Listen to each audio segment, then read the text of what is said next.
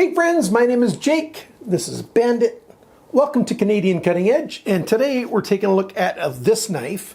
This is a fixed blade D2 steel micarta. Well, there's a little bit of G10 in the liners in there, and it's the Justice 2. The Justice is a folding knife, and I know some people are going to ask if I'm going to review that or if I did review that. No, I've not reviewed the Justice, and I don't have any plans to review the Justice. I just want to look today at the Justice 2.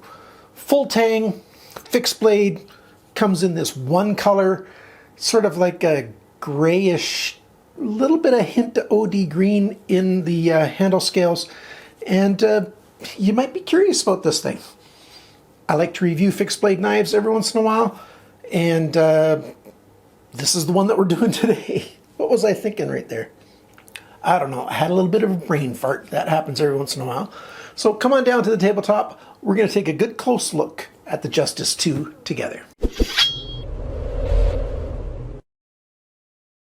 Here she is. We've got the knife. We've got the sheath. We'll talk about the sheath first. We've got Kydex sheath. It's pancake style sheath, meaning it's two separate pieces riveted all the way around. Standard spacing on the holes for those rivets. And on the back, we've got, it's becoming more popular, this kind of sheath. You could take this off, or you could tighten this down and make it so it's permanently like this. But you loosen that one a little bit. This one's got to be a little bit loose too, and you can rotate it. And then, of course, you could tighten it now if you want to, and you've got a scout carry option. This piece, I believe, is ABS. Not 100% sure. This piece here looks, yeah, not quite sure what that piece is either. It's probably ABS too. It might be Kydex as well. And we've got your typical belt loop. 2-inch belt fits in there, no problem. It's got that loop around right here, so it holds on. Once it's in there, you know, your belt's going up and down. It's not gonna come slide out. It's a decent design. It's a little bit loose. It's moving, this piece here moves.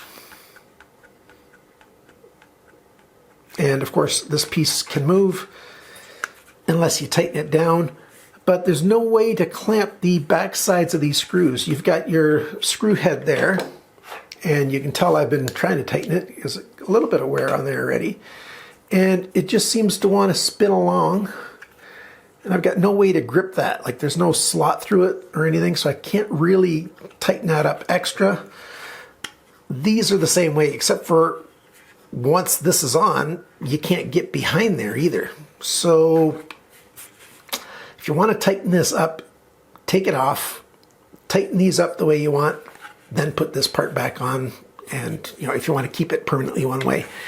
Having it a little bit loose, I kind of like that, because when you're sitting in a vehicle, if you've got this on your belt, it can now move. So when you're standing up, you know, it's hanging straight down. But then when you're sitting, you know, it can sort of pivot out of the way instead of, you know, digging into the side of your leg or whatever, or into your hip.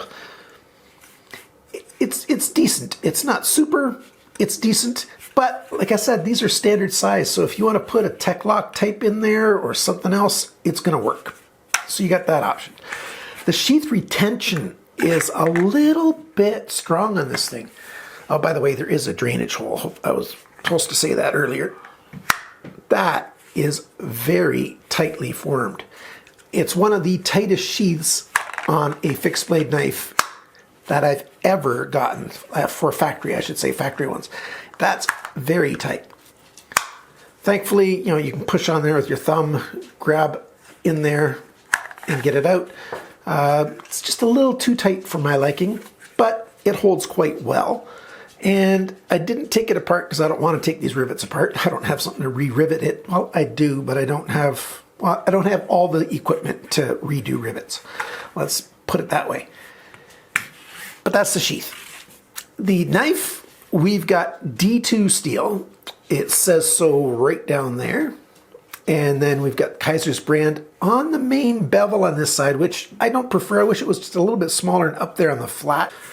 And on this side, it says Justice 2, Azo, and Nhut. Those are the designers of the original Justice, as well as this one. We've got some jimping up here, and it's enough jimping. Yeah, enough jimping. That's good. Drop point here with a swedge, stonewash finish, big enough sharpener's choil, which is good. Long straight section here. It's not particularly stabby in style, but you can stab into things, and you know it's got a sharp enough tip and a good enough design here for that. The steel is thicker than 1/8 of an inch, and I'll give you the exact measurement later on. It's a good amount thicker than 1/8 of an inch, and it comes all the way back. I've not taken the handle scales off yet, but I will do so during this video and let you see that. We've got hex screws in there.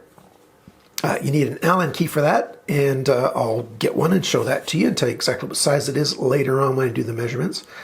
We've got my micarta here with those 3 lines milled into there, just like the original Justice has, which helps reduce a tiny bit of weight, but mostly it's there for grip. You wrap your hand around there, especially your fingertips, get extra grip on there. The drop on the back here, sort of, it's not quite a 45-degree angle, it comes back around, but your thumb back there on a reverse grip, it's comfortable, so that's a good thing. Even this kind of pull grip works quite well. It's comfortable in hand. I quite like it. It's a bigger knife. It's not a super light knife. This is, thicker than some EDC kind of knife. This is outdoors or more heavy duty kind of knife. It's not a super heavy duty knife, but it's more so like that. I really don't like the super thick blades anyways. Some designers and manufacturers are, making a lot of knives 1/4 inch thick, sometimes even thicker. Sure, those have their place. I consider those guys a little bit more of a fantasy style knife. This is definitely designed to be a user. And I don't know, with the name Justice, is this supposed to be a fighting knife? I think more of a tip for puncturing would be desired if you want this as a fighting knife. I see this much more in the style of a hunting knife, outdoorsman's knife, than anything else. And it's got an odd thing. It's got a steel glass breaker back here. I don't understand it, and there is a potential problem with it, but you can easily take that off if you want to. You've got some recessed holes here, so it's milled down. And so if you put in a lanyard, it's not going to bunch up on the end of your handle. So I really like that. That's really well done. Thank you, Kizer, very much for that. Nice big hole. You can put in a big lanyard for that. G10, there's a black G10 liner and then the handle scales on top of that. And, they were glued together as if they're one piece. Yeah. How well does the knife cut? It's actually not terribly thick at the edge, which is good. It's as thick as it needs to be without being weak, but it cuts quite well. It was sharpened quite well at the factory. It's a decent cutting thing. I even tested a tiny bit of batoning. I don't baton through big logs. I just take a little bit off the side, as if you're making kindling. That's all I do for my testing for batoning. Because get a fro if you want to do batoning. It's a really good tool. If you don't know what a fro is, look it up. Anyhow, back to the knife. Comfortable. And feels good. Decent weight. I like it. It cuts well. It's a good knife. Are there problems with this knife? Before I go over if there's problems on this knife, I forgot to mention one thing that's kind of cool. We've got 2 lines milled in here for jimping, which actually help, especially when you're stabbing. It just offers a little more grip, even on your finger here and on the reverse grip. It just adds a little bit more protection to stop your hand from sliding over and cutting into your hand when you're puncturing things. And it's comfortable, and it works. It really does work. Now, are there problems with this knife? The main problem with this knife that I found is a very small problem, but it's real. These handle scales don't fit very well. On this end, focus right here, on this end, the glass breaker there, I think, is to blame. It's pushing the liners out, and it's standing off of the blade, or the tang of the blade here, and so it's sticking out. So it just means that's going to be a home for junk and things to get in, especially if you use this for hunting and your hands get wet with the insides of an animal. it's going to get in there, but it's also on this end. If you look down into there, hopefully it'll focus right there where my hand is. I think I've got some close-up shots. There's a space there. On both sides, there's a little bit of a space there. So something's not right with these handle scales. The other thing, glass breaker, why didn't they put a tungsten tip on that? Something super hard. It, from the really close-ups, it also looks like there might be a little bit of corrosion happening on there. Maybe this is a carbon steel. But even the budget versions from Sanren Mu, the knives that they came out with, you know, a decade ago, they had glass breakers on them with tungsten tips, which means they're very hard, which means they can break glass a whole lot better than just steel. So I don't like this, but I can get rid of it. All right, now let me go find the proper tool here. We're going to take the handle scales off. Okay, I tried turning that off. This is a 2.5 millimeter. It says 2.5 right on there. And it's just spinning along. So I had to get another one, an Allen key, that we'll put in there to help hold it. And it's not super tight, it's just, it was free spinning along. Take that out. No, it's like that. It's all loose. Let's try this one now. Probably fast forward this. Yeah, it doesn't feel like there's a lot in there, but it just doesn't want to. Just turn it on there. There we go. There we go. We've got some skeletonizing in here, and not sure what that side's for. Anyhow, some people are concerned, oh no, that's a whole lot weaker now. Well, is it technically weaker? Probably. Is it weak enough to be of any consequence during even heavy use? No. That is not weakening this handle enough to be concerned about it. It just isn't. Under any kind of, you know, having the knife in your hand and using it to do stuff, no, that's not significantly weaker at all. If you're going to do some other kind of silly stuff, put this thing in a vise and, you know, bend it and, you know, do all kinds of weird things, yeah, maybe, but that's nice and thick steel. It's not a problem at all. And that's how she's made. That's the construction. Now, I'm going to check this for flat. I don't have anything super flat, but I do have one thing I can check. I can just put them onto each other, and that will tell me. Now, there you go. Look at this. If we can get this to focus up here. There we go. Against each other, if you hold it here, hold these two sides flat, look how wide open that is. If you hold these two flat, look how wide open that is.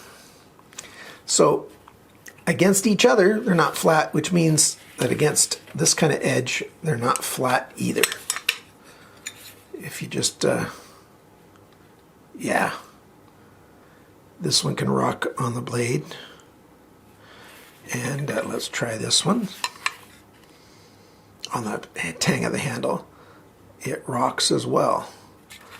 So I'm going to try to, some glue letting go. I'm going to try to flatten these out if I can. Not sure how. Not sure what I can all do to that. Do you guys have any clues? I don't want this G10 to delaminate from the micarta, but any clues on what I can do to flatten that without, the other option is to literally flatten it, sand it flat, make it thinner in the middle, so less black liner. That's the only simple option I think I've got. But I'm not going to do that to this one until after I finish the video at least. So let's put it back together. Actually, just before I put it back together, where the glass breaker is, yeah, the G10 here has been marred ever so slightly right there. Let's check this one out too. Yep, same thing, it's chipped right there. So to keep this glass breaker on here, I think it really needs to have just a little bit of that sanded away, or else it's not going to sit flat even at the best of times. So not quite enough R&D and quality control, if you ask me, on the handle scales with this glass breaker. Now let's put it back together. and talk about the measurements. All right, the weight of this knife. The knife is 173 grams, 6.1 ounces. The sheath is 70 grams, 2.47 ounces, and together 243 grams, 8.57 ounces. That's not too bad for what you get. The sharpness from the factory, 155 bests is the average score, so that's very well done. The cutting edge length, straight line from the tip to the heel of the blade, 103.3 millimeters, 4.07 inches. Length of the blade, tip to the handle scale, that is 107 millimeters, 4.21 inches. The thickness of the blade, 4.42 millimeters, 0.174 of an inch, so that's nice. If I can figure out, well, I'll have to look up on a chart. If there's a fraction of an inch, I'll put it on the screen, which might be a little bit easier for some guys to understand, but almost 4.5 millimeters, which plenty strong, especially the way they designed everything. It stays very thick till close to the tip. The blade depth, that's this measurement, is biggest back here at the heel, 33.9 millimeters, 1.33 inches. The thickness behind the grind measured, in several places. In the average thickness is, well, it's thicker near the tip than it is near the heel, but the average thickness is 0.5 millimeter, 19.5 thousandths of an inch thick. Quite good indeed. Strong at the tip, thinner here for, cutting stuff. I like that. The grind angles, this side's got an average grind angle of 24.9 degrees. So 25 degree grind angle here, basically. 22.9 here, 26.9 there. That's 4 degrees of change. This side's got an average grind angle of 19.2 degrees, 17.1 here, and 21.3 here. 4.2 degrees of angle change along the length. That's pretty standard for factory sharpened knives, that there's that much variability. The handle length, not counting the glass breaker, 113.8 millimeters, which is 4.48 inches. The grip depth, that's this measurement. Within the grip, where's the widest point? Not counting this little piece climbing out, right there is the widest point, and that is 27.6 millimeters, 1.09 inches. And the thickness of the handle, not counting where the screws are, just the average thickness along the side, 16.5 millimeters, that's 0.65 of an inch. And the grip length, that's this measurement in here between my thumbs. It's about 100 millimeters, just a tiny bit under 4 inches, like just barely. I mean, just very, very close. Total length of this thing, 221 millimeters, 8.7 inches. It's a decent user size. And the dimensions, the weight, all that stuff, not bad. Not bad at all. What do I think of this thing? I wish I liked it more. I really do. I don't compare knives in my videos, but I do occasionally mention other ones. I liked the QSP Bison more. I just did. I do like the thinness of this cutting edge, though. That's better than, if I remember correctly, the Bison. Yeah, like the sharpness choil is a good size here. I do like this jimping here. Very nice touch. The grip's really nice. I like the feel of the micarta. The design of the blade is really well done. I think I might like it to be just a tiny bit thinner at the tip, a little bit more puncture in its design. But this jimping is really well done. I'm very happy that the jimping comes out as far as it does. I almost always ask for more jimping, so that's really well done. Good thick blade, and the cons, the handle scales are curved. They don't sit flat. And the glass breaker might contribute to that back here, which is why it chipped in the edges there. That might have created some of the bend on this end, but that doesn't explain the bend on this end. So, The sheath, pretty good. It's a little bit too tight. Like, I mean, it actually is too tight to use. It's just, hopefully that's not too loud if somebody's wearing headphones. I think I would heat it up with some, well, I've got a heat gun. Take off, the rest of this, heat it up on both sides a little bit, and then push this in and out. Not very hot at all. You can probably do it with a hairdryer as well enough, just so that this lets go a little bit, this little part right here, so it lets the knife go past to come out, because that's a little too tight, both going in and coming out. Is it worth the price? Well, I haven't talked about the price yet. The price on this thing's $59 in the United States. At White Mountain Knives, you can save 10% with coupon code CCE. That makes it $53.10 American. And most stores have that kind of price. I'll leave links to several stores down there. If you don't like White Mountain Knives, there's other places you can get it, of course. Or you can buy directly from Kizer, and they ship to most countries around the world. In Canada, Blades Canada has the best deal, $89.99 Canadian. So you're paying a little bit extra in Canada, but a knife like this, I bought mine from White Mountain Knives, and I had it shipped directly to Alberta here in Canada. No customs issues whatsoever, because it's a regular fixed blade knife. They're not, being stopped at the border. So under any normal circumstances anyways.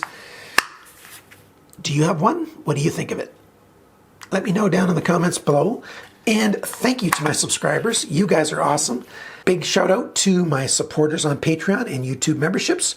You can click the join button down below. It's a black bold word down below the video. Or you can go to patreon.com/CCE and support the channel that way. I appreciate it very much. And I've sent out a notification to you guys through Patreon and YouTube memberships why there probably won't be a knife sale in January. And it's explained over there. So it'll have to happen in February, hopefully early in February, after I've announced the winner of the draw for February. Well, might be winners. We'll see. Anyhow, thank you again for watching. Thanks for liking, sharing, commenting, and subscribing. And remember, friends, that's you. Cut towards your chum, not your thumb.